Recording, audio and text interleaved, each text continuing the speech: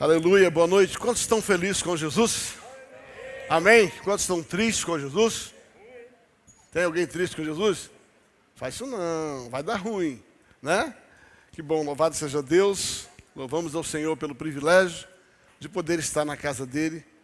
Podemos servir ao Senhor através do altar, servir na mesa do Senhor. Já na quarta-feira, o pastor Adson mencionou a presença preciosa da pastora Celina retornando. Obrigado, pastor Sérgio estava aqui, né? E hoje à noite a pastora Celina está aqui. Para quem não conhece um pouco da história, talvez da turma que chegou agora, né? Essa igreja começou na casa dela, do pastor Sérgio, está aqui a filha Adriana também.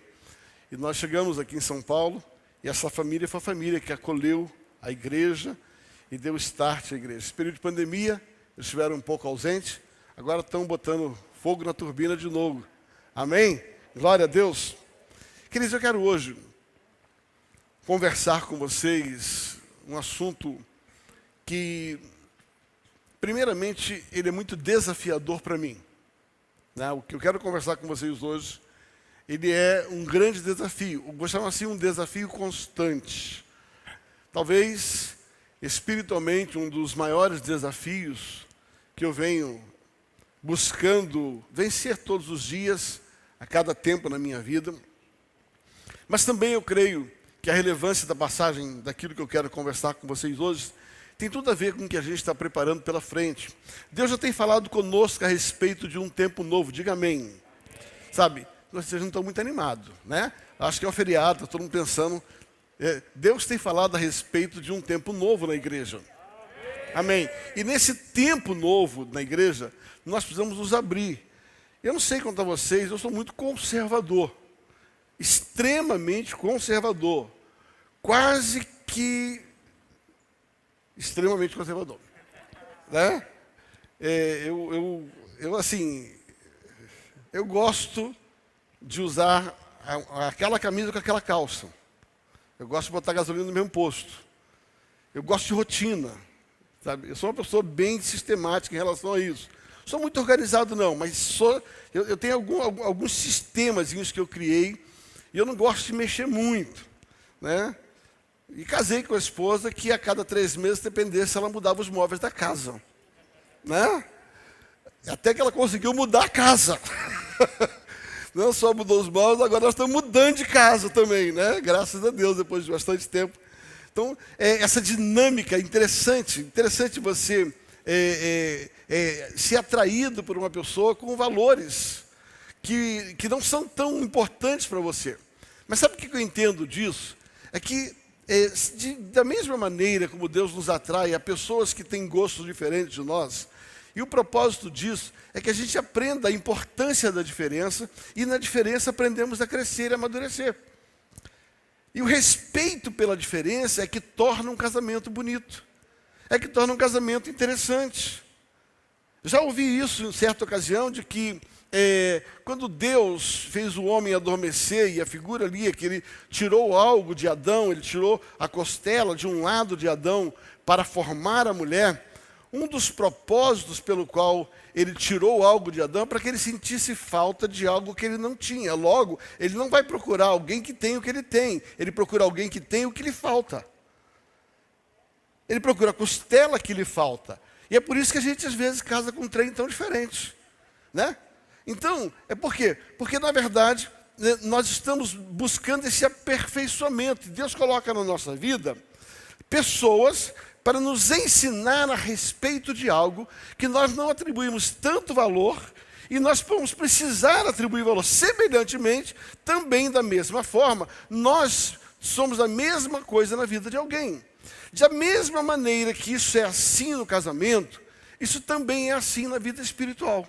Isso também é assim na igreja. Muitas vezes Deus nos une com pessoas que têm um estilo tão diferente da gente, um toque tão diferente.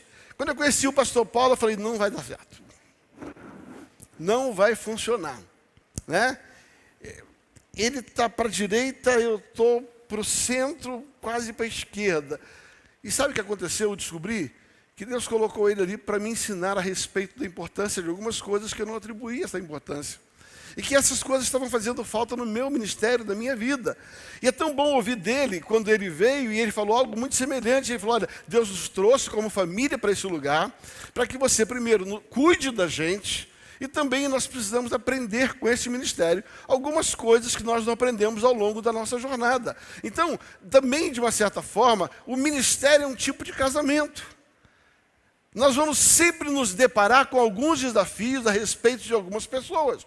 O Salmo 133, já tenho falado para vocês, quando fala a respeito da união, ele vai falar que essa união é feita de um óleo, e esse óleo é feito de quatro essências, que são tiradas de 4 lugares diferentes, 4 cores diferentes, com 4 solos diferentes, com 4 gostos diferentes. E Deus manda pegar essas coisas de lugares diferentes, de tamanhos diferentes, de frutos diferentes, botar num único lugar e dali fazer o óleo da unção. E a Bíblia diz que esse óleo é semelhante à unidade, esse óleo é semelhante à união. Então, se você não tiver respeito pela diferença, você nunca vai conseguir andar com ninguém. O respeito pela diferença, ele não é só um meio de você andar junto, mas ele é importante para o seu crescimento, para o seu desenvolvimento e para você aprender valor a respeito de algo que de repente não foi tão importante para você, mas você vai descobrir como ele é importante. Essa semana, na terça e na quarta-feira, nós vamos fazer aqui um simpósio do SEV, de ativação profética, coordenado pelo Ministério Profético, tá? com a validação do SEV. Nós vamos fazer um simpósio de ativação profética. E vai estar conosco o profeta, pastor Abraham. E ele vai vir aqui. E tenho certeza absoluta que ele vem por causa da marca de um novo tempo nessa casa. Uma das principais razões pela qual Deus está trazendo o profeta Abraham aqui, eu tenho certeza que haverá no coração deles, Deus já está produzindo uma liberação para esse novo tempo que nós estamos vivendo. Levanta a tua mão e diga, é para mim. Sendo assim, eu quero convidar você para estar aqui. E eu quero dar para você, através das Escrituras, algumas boas razões pelo qual a gente precisa se expor ao movimento profético. Eu queria que você abrisse sua Bíblia no Evangelho de Mateus, capítulo de número 22. Evangelho de Mateus, capítulo de número 22.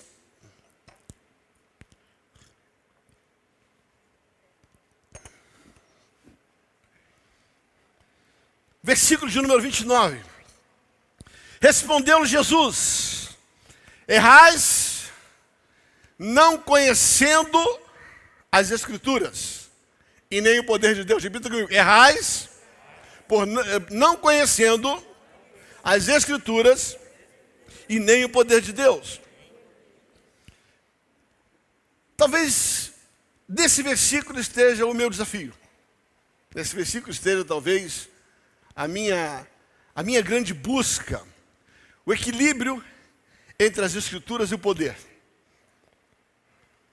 A ativação das Escrituras, mas a liberdade do poder.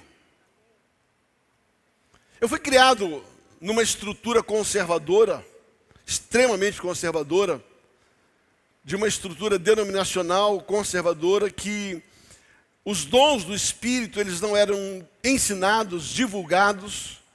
E até mesmo, de alguma forma, alguns dons espirituais, como oração em línguas e profecias, eles eram quase que condenados pela estrutura denominacional. E eu entendo por quê. Por causa das distorções do que fizeram com isso. Tá? E daí eu fui para o seminário, durante esse tempo do seminário, esse conceito desse exagero com os dons, essa carnalidade na utilização dos dons, esse usar os dons para de alguma maneira ter um proveito próprio, sabe, ser reconhecido, não usar os dons porque ele é uma fonte de enriquecimento da vida, mas as pessoas, eu percebi ao longo da minha jornada cristã, e é interessante, quando você bota os olhos numa lente, tudo você enxerga daquele jeito. E eu percebia e conseguia ver, olha, fulano aqui, isso é profecia na carne. Olha, isso aqui está profetizando para o outro casar. O outro só está falando de um dom de línguas porque ele quer isso. O outro está exagerando porque quer carro. Então você começa a enxergar o lado negativo, é a história do copo, né? Se você olha esse copo aqui, Você pode olhar e dizer assim, esse copo aqui, quem ele tem? Bom, esse copo aqui ele está meio vazio. Ou esse copo aqui está meio cheio. Você define o que você quer achar desse copo. Ou você foca no que falta, ou você foca no que tem. E a minha visão era focar no que faltava. Faltava integridade, faltava tanta coisa. E eu confesso que eu fui construído. Eu fui aculturado, essa é a melhor palavra que eu vou dizer para você. Eu fui aculturado a uma estrutura onde a palavra, o conhecimento, as escrituras, elas tinham um valor imensurável. Eu aprendi desde criança a ler a Bíblia e eu não tenho e nem vou ficar tentando fazer conta com vocês para te impressionar quantas vezes eu leio a Bíblia, basta você me ouvir pregar. Eu amo a palavra de Deus. Quantas noites, lendo a palavra, eu perdi o sono. Porque é como se ela viesse dentro de mim, ela revolucionasse. A palavra se tornou vida para mim. A palavra tem me sustentado. E eu posso repetir aqui 40, 50 versículos para dizer a você por que você tem que estar diante da palavra. Porque isso foi colocando dentro de mim, foi entrando dentro de mim. E eu aprendi a viver e a valorizar a palavra. E eu tinha uma mentalidade pessoal. Eu falei, gente, eu já estou salvo. O sangue de Jesus me salvou, Ele me resgatou, meus pecados foram perdoados, a palavra me deixa íntegro, eu evito de pecar por causa da palavra, então eu não vou entrar nessa noia desses pentecostais aí não, porque eu não preciso disso, eu vou acabar me perdendo, eu vou para o céu sem isso. Essa era literalmente o que vinha na minha mente. Eu criei uma cultura de respeito, mas de distância, daquilo que seria uma movimentação pentecostal. E durante muitos anos eu construí minha vida em cima disso. E eu sempre preguei, desde os 17 anos de idade eu lidero. Aos 12 anos eu preguei minha primeira mensagem, 12 para 13 anos. Eu venho pregando ao longo de mais de 40 anos da minha vida, eu venho pregando o Evangelho. E amo pregar o Evangelho, amo ensinar a palavra, amo dar aula no seminário. Isso me bomba, isso me incentiva. As pessoas no Brasil me conhecem exatamente como um biblista, um homem que entende e ama a Bíblia. Mas como eu disse para vocês, a vida espiritual é como um casamento. Houve um tempo da nossa vida onde algo que já existia dentro da minha esposa, dentro da pastora Mirna, um fogo pelo fogo. Você vai entender o que eu estou dizendo. Um fogo pelo fogo. E ela veio buscando já desde a sua adolescência, desde a sua conversão. Eu costumo dizer que ela era bem penteca. Embora dentro de uma estrutura tradicional, ela já tinha dentro dela um fogo buscando fogo. Isso era muito bom, eu achava fantástico, a fome, a sede. E um dia, ela se expôs a uma movimentação extraordinária de uma conferência que Deus estava vendo.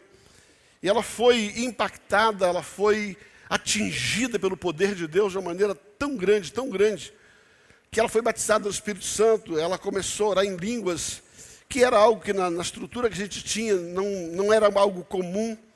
Bom, eu quero encurtar essa história dizendo que, a partir daquele dia, eu percebi o valor do Espírito Santo na vida de uma pessoa, porque agora alguém que estava comigo, estava experimentando algo que eu não atribuía tanto valor, e aquilo estava trazendo tantos benefícios, que aquilo começou a me chamar a atenção. E ainda que a minha cultura, ela me deixava um pouco com o pé atrás a respeito da movimentação do Espírito. Aqui dentro no meu espírito ele estava começando a incendiar. Sabe quando a brasa ainda está acesa, mas não está pegando fogo? Havia algo dentro começando a queimar. E acho que cada vez que queimava um pouquinho mais, eu dava botava um pouquinho de água para não ficar tão quente. Até que Deus me permitiu ter a minha experiência com o Espírito Santo. Outro dia, num testemunho pessoal, eu conto. E eu fui batizado de uma maneira extraordinária pelo Espírito Santo, no ano de 1992.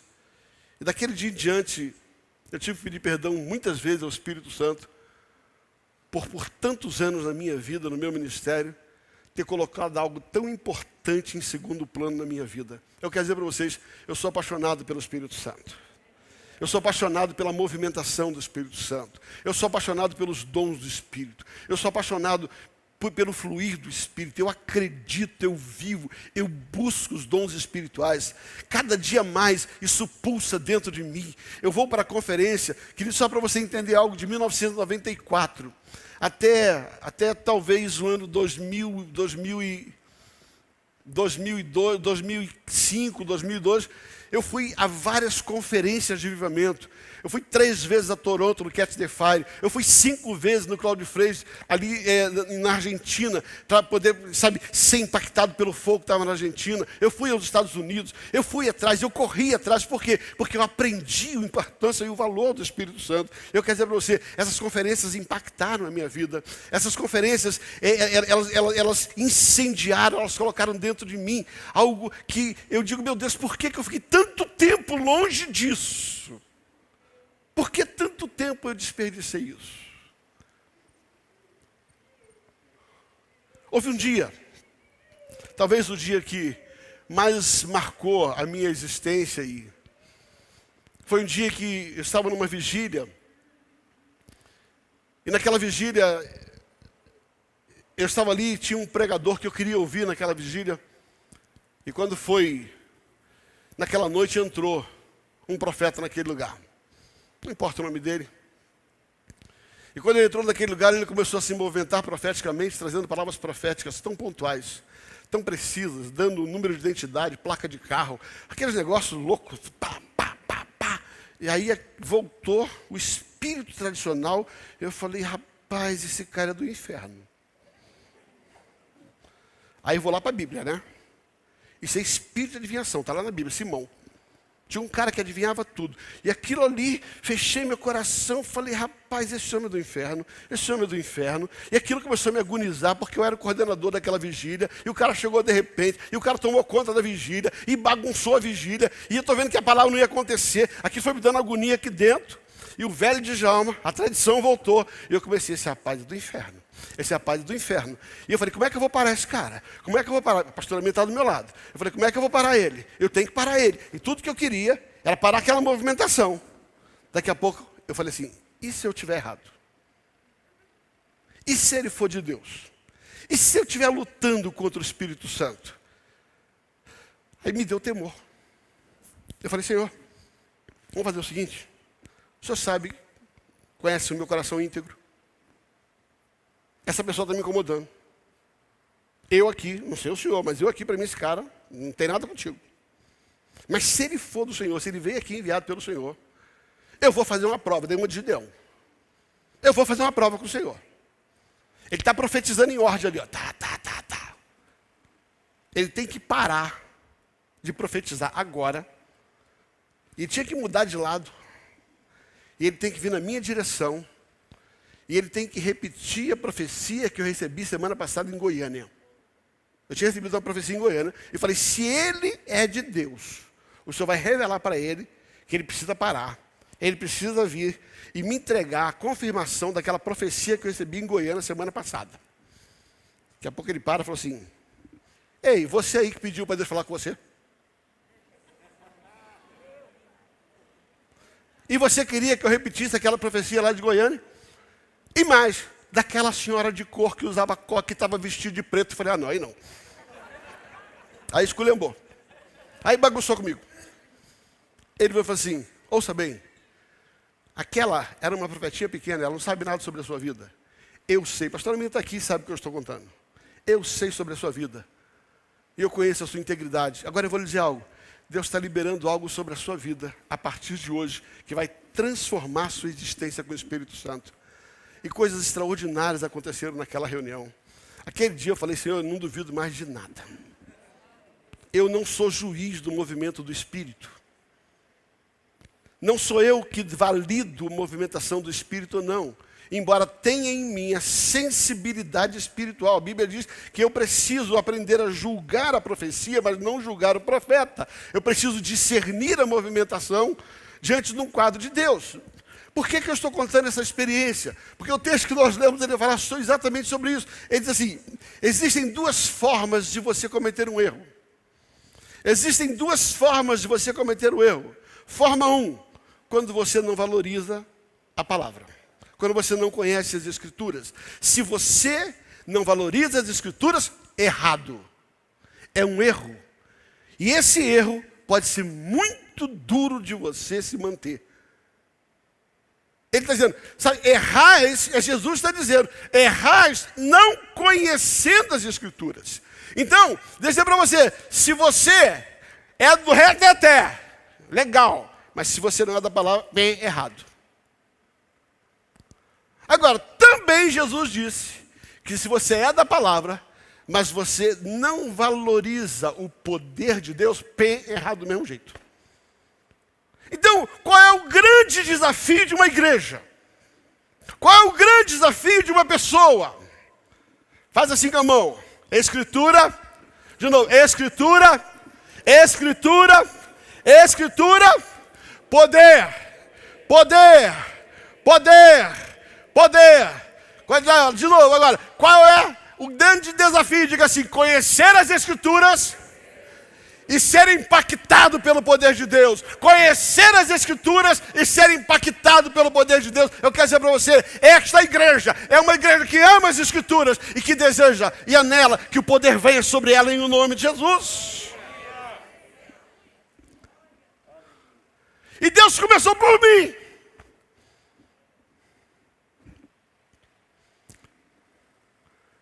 E nós temos vivido coisas extraordinárias na nossa vida pessoal. O poder tocando e transformando doenças em cura. Situações mortas sendo ressuscitadas.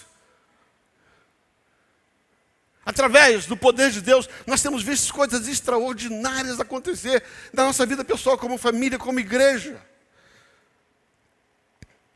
Nesses últimos cultos, nós temos ouvido tantos testemunhos. Pessoas que estavam com doenças diagnosticadas, sem cura, e Deus curou. Pessoas que estavam com causas perdidas, e Deus restaurou. Poder de Deus. Poder de Deus. Eu creio no poder de Deus. Eu sei que o poder de Deus está neste lugar. E eu quero dizer para você, como seu pastor, esta igreja nunca vai anular a movimentação do Espírito. Essa igreja nunca vai deixar de valorizar a palavra. Qual é o nosso desafio? Entender essa movimentação da palavra e do poder.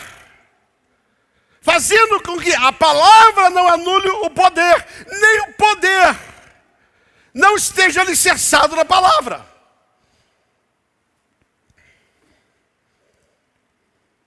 E é interessante quando você caminha pelas Escrituras, você vai perceber que talvez tenha sido esse o grande desafio do apóstolo Paulo. Quando você estuda as cartas de Paulo, você vai perceber, principalmente na carta de Paulo aos Coríntios, que Paulo, ele vai mencionar a igreja do Coríntios como uma igreja de poder. Olha o que ele diz lá no versículo 1, 1 Coríntios capítulo 1, versículo 7. 1 Coríntios 1, versículo 7. Diz assim, agora pois, vamos lá, de maneira que não vos falte nenhum dom, aguardando a revelação do nosso Senhor Jesus Cristo. Quando você estuda a história de Corinto, você vai ver que todos os dons estavam na igreja.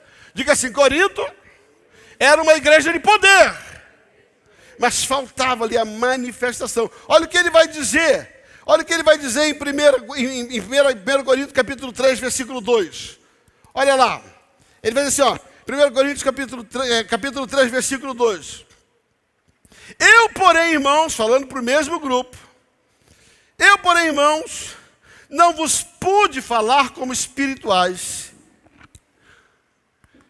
Não, é 1 Coríntios 3, 2.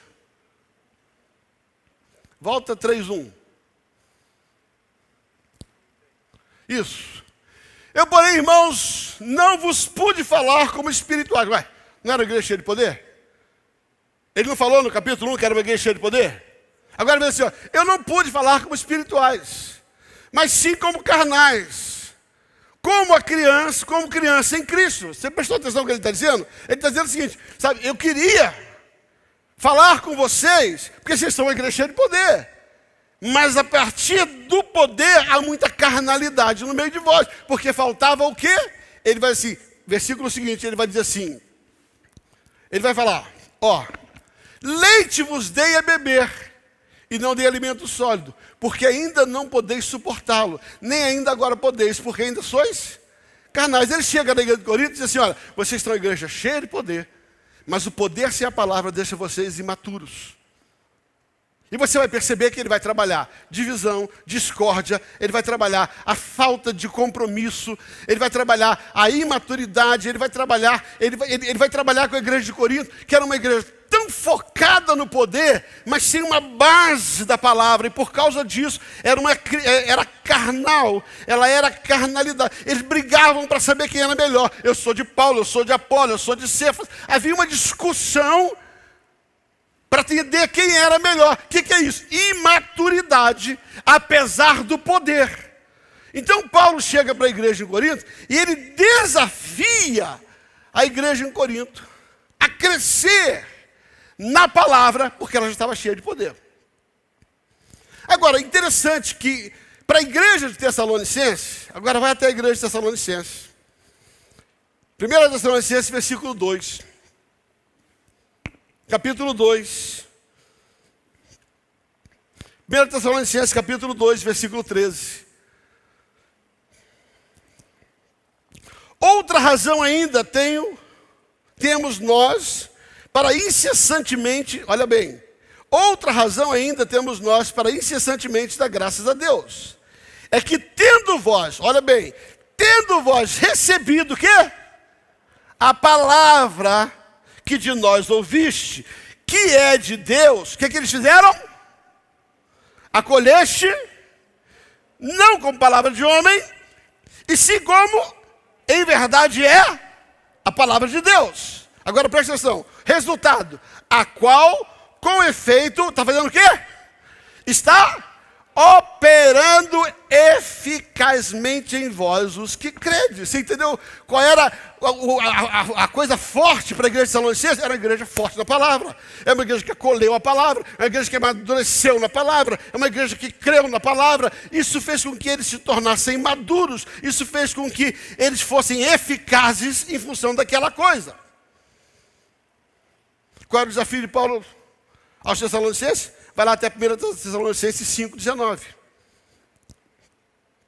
1 Tessalonicenses 5:19 e 20. Ele vai dizer assim: não apagueis o espírito. Versículo seguinte. E não desprezeis as profecias. Pastor, o que você está falando? Eu estou falando que aquilo que Jesus falou que era um erro, que tem sido um desafio viver nessas duas vertentes, Paulo teve que alinhar. Havia a igreja em Corinto, que era a igreja do fogo, mas faltava maturidade, faltava palavra. Aí Paulo vai para a igreja de Tessalônica, que é uma igreja cheia da palavra, mas sem fogo. Então, você vai perceber ao longo da Bíblia Sagrada, eu poderia citar uma série de outras, que eu vou ganhar tempo com relação ao que eu quero falar. Estou fundamentando algo que eu quero falar. Qual é o grande desafio de uma igreja? Ser cheio da palavra e ser cheio do Espírito. Viver, se encher da palavra e liberar o Espírito para que ele possa fazer o que ele quer. Há uns anos atrás eu estava fazendo uma viagem. Também, quem está no fogo quer se queimar, né? Eu estava fazendo uma viagem, uma conferência, que eu fui participar nos Estados Unidos, ia fazer uma conferência na cidade de Boca Raton, na Flórida, e depois ia fazer uma conferência na cidade de Boston, lá perto da cidade de Boston. E os meus companheiros de viagem nada mais era do que o Bertelli e o Luiz Hermínio. Era muito fogo para pouca escritura. Não, só a conferência, os três diretores da conferência: Djalma Toledo, Judá Bertelli, apóstolo Luiz Hermínio. E nós estávamos indo para a conferência, entramos no avião, e dentro do avião, eu perdi o sono. E eu abri a Bíblia para ler, e naquele momento que eu li a Bíblia, ali são 3h30 de viagem, de avião, a palavra começou a queimar dentro de mim. E Deus me trouxe uma revelação a respeito de um texto. E aquele texto queimou, e no final daquela viagem, Deus tinha construído uma mensagem para eu pregar naquelas conferências. Durante o período que eu estava dentro do avião, Deus construiu uma mensagem. E essa mensagem começou a fervilhar dentro de mim, ali no livro dos Cânticos, livro dos Cantares, livro dos Cânticos, capítulo 4, versículo 11. Essa foi a palavra que começou a ativar dentro de mim. Os teus lábios, noiva minha, destila mel. Mel e leite se acham debaixo da sua língua. A fragrância dos teus vestidos é como do Líbano. Quando eu li essa palavra, leite e mel acham debaixo da sua língua. Você sabe, se você não sabe, você deve procurar. O livro de Cantares, ele tem uma tipologia, ele fala sobre uma analogia de Salomão com a sunamita que representa Cristo com a igreja. Ele pode ser aplicado no casamento? Sim.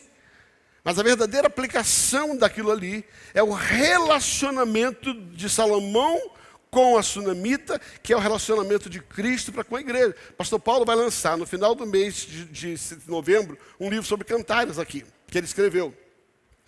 E esse texto começou a vir, e eu comecei essa questão: leite e mel estão debaixo da sua língua, leite e mel estão debaixo da sua língua. E ali naquele avião eu comecei a pegar, isso deve ter uns 8 anos, eu comecei a escrever, e comecei a buscar ali mesmo algumas referências. E eu quero que nessa noite passar algumas coisas para você a respeito daquilo que Deus falou comigo dentro do avião naquela ocasião. Mel, ele é um tipo da movimentação do Espírito, da movimentação profética. E leite é um tipo da escritura que edifica. O leite é como um logos, uma palavra escrita que transforma através daquilo que está escrito. E o leite é uma palavra revelada, é um rema que se transforma numa revelação daquilo que está acontecendo. E eu comecei a separar alguns textos e eu queria que você me acompanhasse nesses textos. Leite é um tipo da palavra de Deus. 1 Pedro capítulo 2, versículo 2. Desejai ardentemente, como criança recém-nascida, o genuíno leite espiritual, para que por ele, o que vai acontecer? Vos seja dado o crescimento para a salvação. Diga assim: o leite espiritual é a palavra que produz crescimento. Existem outras aplicações para o leite? Sim. Mas o que ele está dizendo é que uma das aplicações do qual o leite é que o leite significa o entendimento, conhecimento da palavra escrita, que quando você lê e ela entra dentro de você, ela produz um crescimento, uma transformação. Olha o que diz o texto seguinte que eu quero ler com você. 1 Coríntios capítulo 3, versículo 1 e 2. 1 Coríntios 3, versículo 2. Eu, porém, irmãos, não vos pude falar como espirituais, sim como carnais, como a criança em Cristo. Leite vos dei a beber, e não dei alimento sólido, porque ainda não podeis suportá-la, nem ainda agora podeis, porque ainda sois carnais. Agora olha o texto de Hebreus capítulo 5. Hebreus 5, 12. Ele vai dizer assim, Hebreus 5, 12. Pois com efeito, quando devias ser mestre, atendendo o tempo decorrido, tendes novamente necessidade de que alguém faça o quê? Fala o quê? Vos ensine de novo quais são os princípios elementares dos oráculos de Deus. Assim vos tornastes como necessitado de leites e não de alimento sólido. Ele está dizendo assim, não adianta tentar dar feijoada para quem não aprendeu ainda a lidar com as coisas básicas da palavra. Leite, aqui nesse, está falando, um alimento que você começa a dar para a criança, que é a base inicial para que ela crie e fortaleça, para que ela possa caminhar em cima de outros alimentos. Você está entendendo o que eu estou dizendo? Você não começa dando comida para a criança, você começa dando leite para a criança. Não significa que isso é ruim, pelo contrário, é bom. Porque é o alimento que você precisa para começar a te preparar para alimentos mais robustos. Então, o que Jesus está falando para a igreja, ali em Cantares debaixo da língua da igreja, tem que haver leite. Ou seja, toda a igreja precisa ensinar a palavra. A igreja que não ensina a palavra, cria as crianças de Corinto. A igreja tem que ter debaixo da sua língua leite, alimento, para que as pessoas se sintam preparadas para um outro nível de abastecimento de alimento. Jesus está dizendo para a noiva em Cantares que na igreja dele, debaixo da língua, através do que se fala, tem que haver ensino, tem que haver a palavra, tem que haver as escrituras. Agora olha o que diz aqui em 2 Timóteo 3, 5, 15 e 17. 2 Timóteo 3, 15 a 17.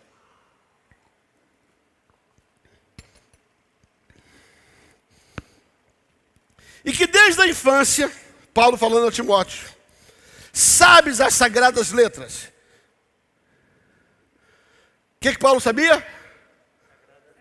Ele falou assim: Timóteo, você sabe as sagradas letras. As escrituras estão dentro de você. Aí ele diz assim, a importância da escritura. Que podem... O que é que vai te tornar sábio para a salvação?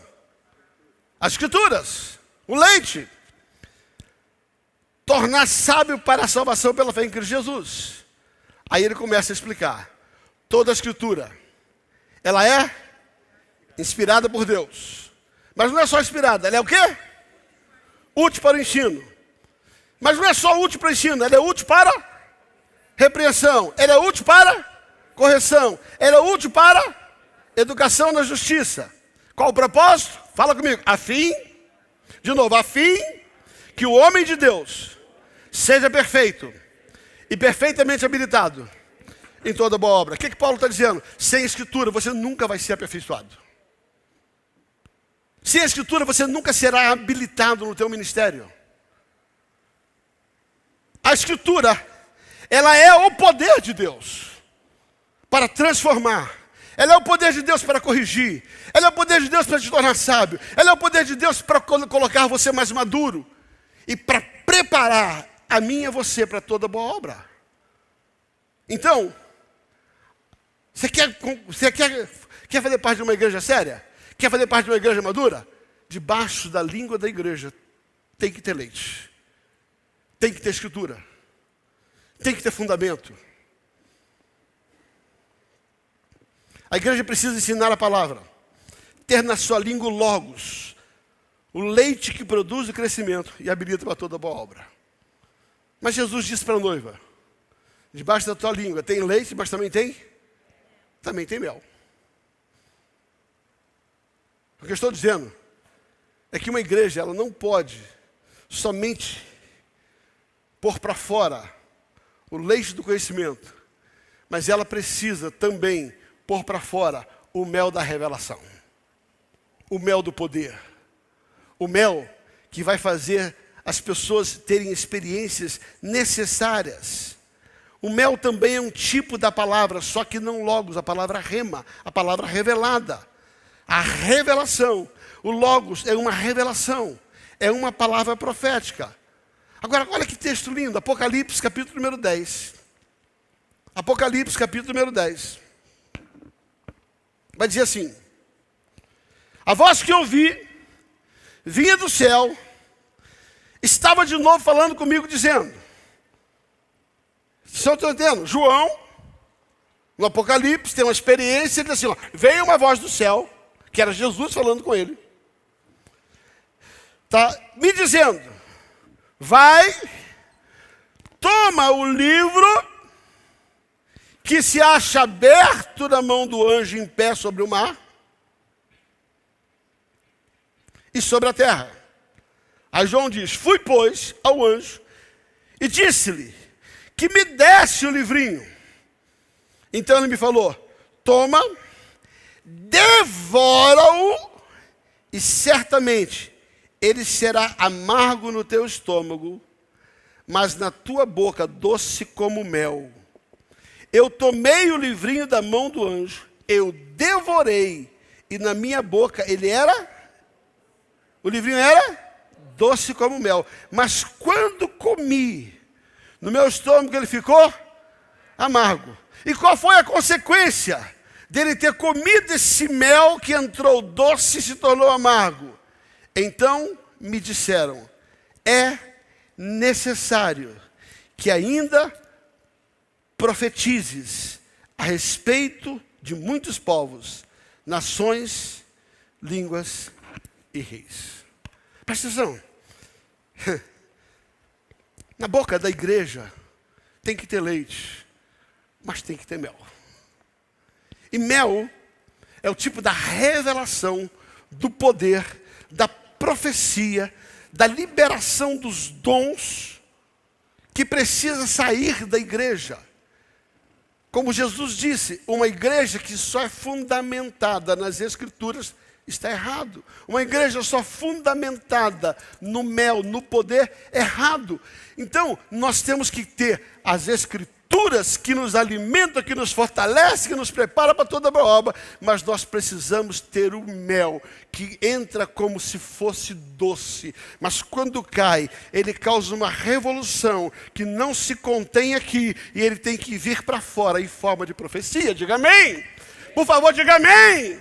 O que ele está dizendo é o seguinte: Jesus fala: João, vai lá, tem um anjinho com o livrinho lá. Aí está lá o livrinho.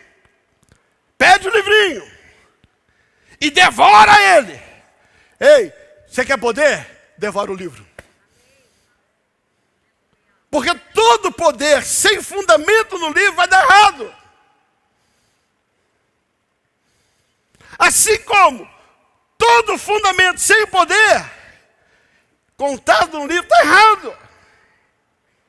Ele diz assim: vai lá, pede o anjo o livrinho, come ele, devora ele. Ele pega e devora o livro. A Bíblia diz que quando ele devora esse livro, à medida que ele devora, é doce como mel. É doce como mel. Porque a palavra de Deus é doce como mel, como favo de mel na língua da noiva. É doce como mel. Só que quando ela cai no estômago, você não consegue, ela causa uma revolução, e você não pode reter ela. E quando ele causa esse amargo começa a voltar. E quando volta, ele é liberado em forma de poder, em forma de profecia. Por isso que ele diz: é necessário. Repita comigo: é necessário que profetizes. Após comer a palavra, após degustar a palavra, ela vai se transformar numa revelação, num poder que, quando sair, vai produzir mudança em povos, nações e línguas. Diga amém. Então, o que nós estamos vendo aqui é que nós temos o leite, que é a palavra, o mel, que é a profecia e o poder. E Jesus disse que debaixo da língua da igreja, da fala de pregador, da sua vida como cristão, precisa ter leite, precisa ter palavra e precisa ter mel. Pastor, eu caminho para terminar essa mensagem. Por que a gente tem tanta dificuldade com a profecia? Por que a gente tem tanta dificuldade com os dons espirituais? Por quê? Eu quero me apropriar de uma história do Antigo Testamento para trazer alguma clareza. Essa história está ali em 1 Samuel capítulo 14. Eu não vou ter tempo de ler toda a história, só vou extrair alguns princípios para a gente concluir, para fechar aquilo que eu quero falar. Mas deixa eu lhe contar a história, depois você lê ela. Eu quero que você se comprometa que você vai ler essa história em 1 Samuel 14, ok? Pega a sua Bíblia depois, seu iPad, e leia toda a história. A história é mais ou menos assim. Havia uma guerra e os filisteus estavam guerreando contra Saul. Saul era rei. E Saul estava para perder a guerra. O que Saul fez?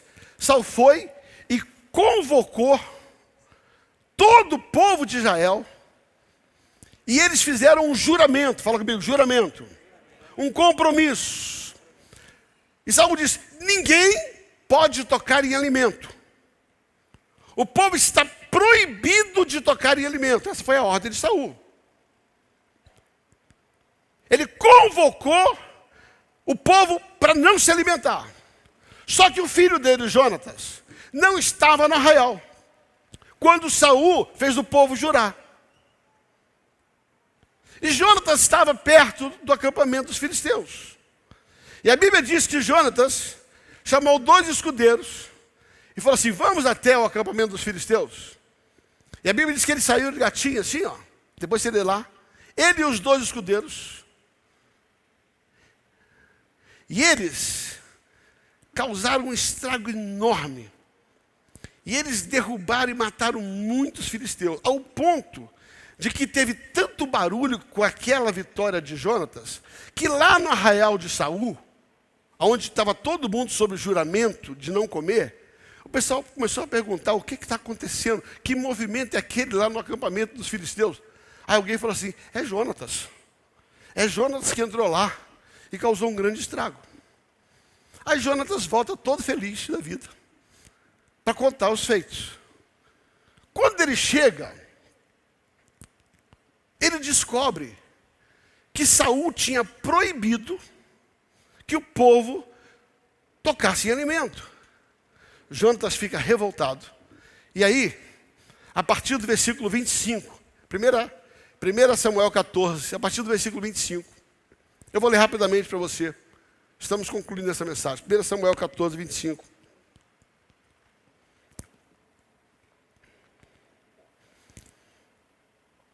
Ele vai dizer assim: todo o povo chegou a um bosque, aonde havia o quê?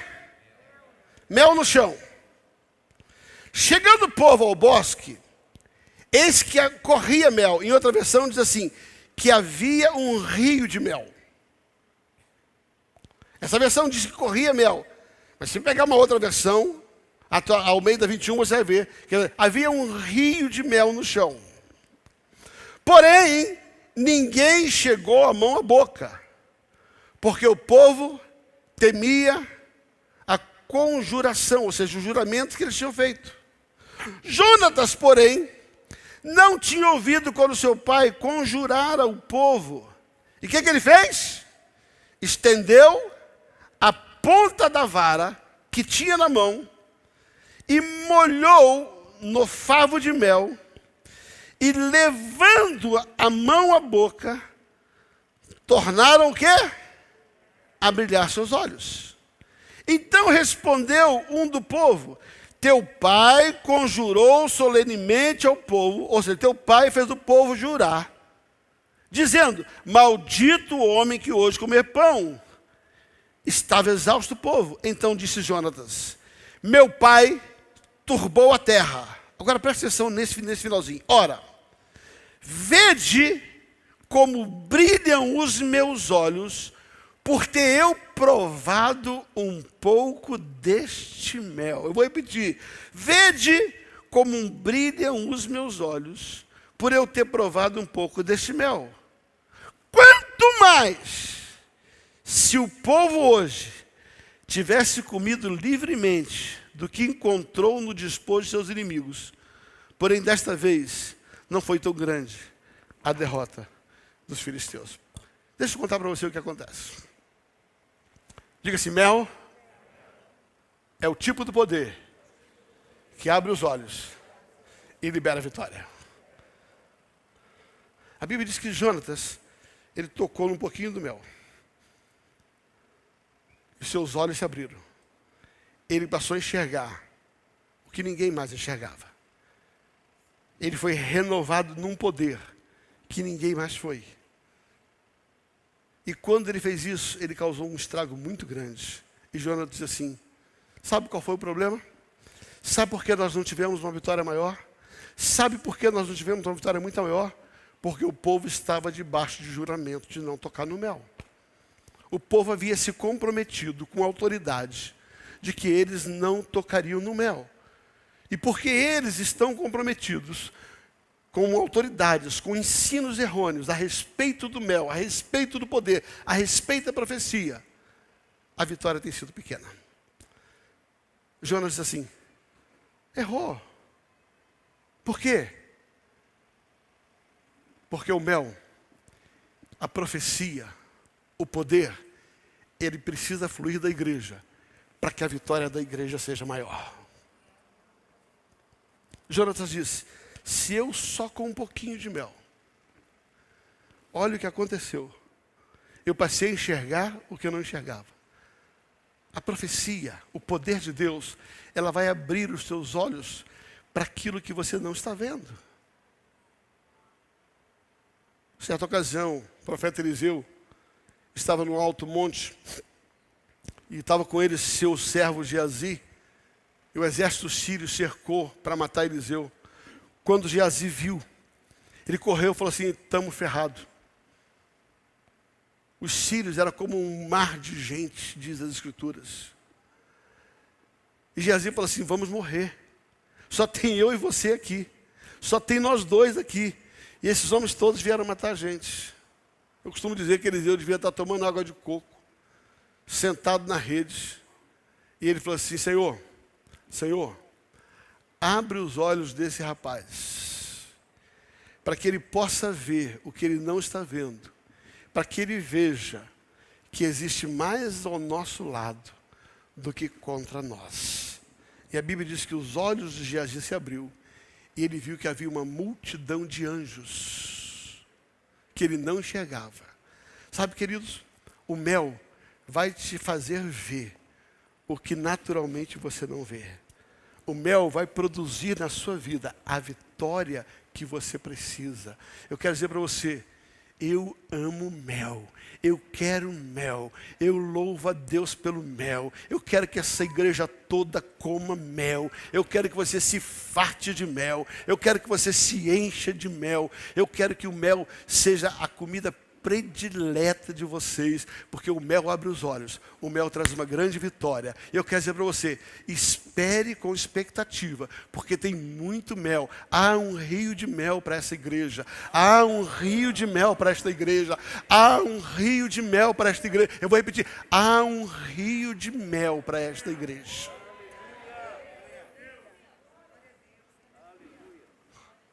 E pode ser que a gente só esteja tocando a ponta da vara. Mas nós vamos nos lambuzar. Nós vamos nos lambuzar. Pastor, o que você está dizendo? Eu estou dizendo que nessa noite, e todas as noites desse lugar, tem anjo com livrinho aberto nesse lugar. Fique em pé, por gentileza.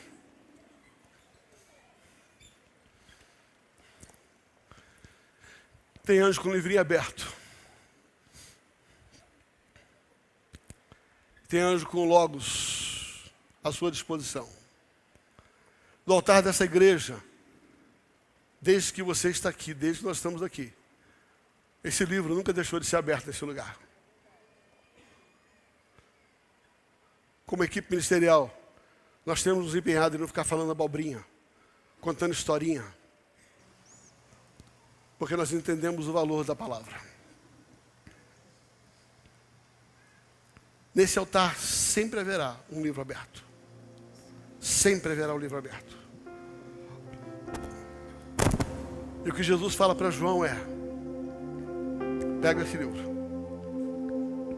devore, devore, devore. E você vai perceber que na hora que ele entrar, ele é doce. Ele é doce. Doce como um mel. E ele vai descer até o seu estômago. E quando ele chega aqui, ele vai causar uma revolução tão grande, que não tem sal de fruta que vai segurar.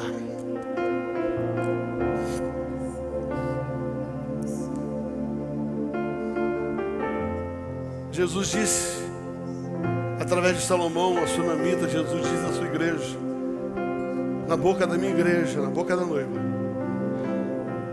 tem que ter leite, mas tem que ter mel, mas tem que ter profecia, mas tem que ter poder.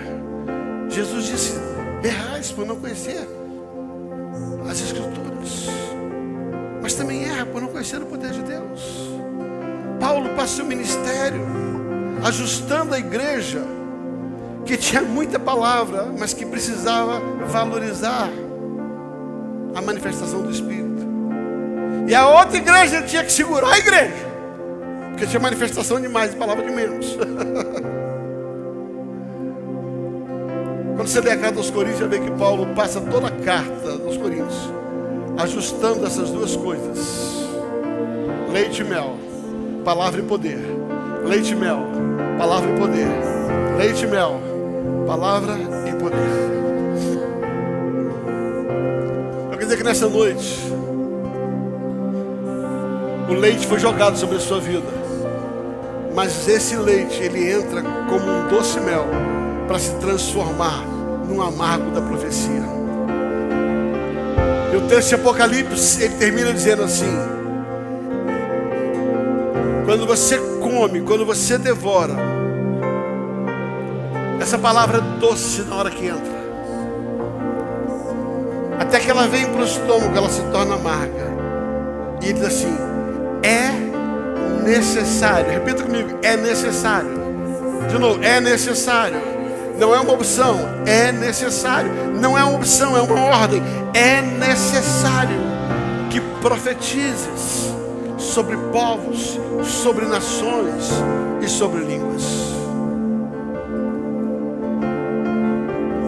Essa palavra é extremamente oportuna, porque eu creio que nós estamos para viver na terça e na quarta-feira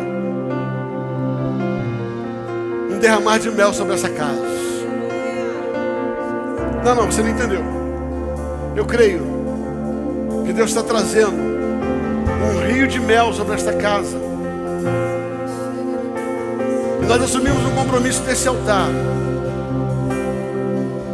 que nós nunca vamos deixar de devorar o livrinho. Ensinar, dar as Escrituras por aquecimento. Mas cada dia mais nós nos abrimos para a operação do Espírito em nós, para a liberação da movimentação profética. Querido, não se engane, não se engane. A Bíblia diz que cabe ao homem discernir. E eu sei que muitas das preocupações é: pastor, será que não vai descambar para o outro lado? Deixa eu contar um segredo para você. Quando Paulo escreve aos Coríntios, ele escreve para ajustar o que tinha de excesso. Tinha poder demais. Paulo, peraí, tá fora do tom. Agora, aos Tessalonicenses, Paulo não tinha que ajustar. Por quê? Como é que você vai ajustar aquilo que não existe? Então o que nós estamos dizendo é o seguinte: fique tranquilo, o Espírito Santo vai nos ajudar a conduzir esse tempo. O Espírito Santo vai liberar sobre nós a sabedoria de movimentar entre a palavra e o poder, entre o leite e o mel, sem nos perdermos da missão que Deus colocou sobre a nossa vida. Eu quero dizer para você: se prepara, porque você já tem tomado muito leite nesse altar, mas agora está na hora de provar do rio de mel em nome de Jesus. E eu profetizo e libero sobre a sua vida que você será impactado por esse rio de mel. Eu declaro em nome de Jesus que nós cremos que existe um rio de mel que flui desse lugar, e que esse rio de mel vai produzir em nós um amargo que será impossível conter. E nós vamos profetizar para essas pessoas, para esse bairro, para essa cidade, para esse estado, para essa nação e para as outras nações, em nome de Jesus.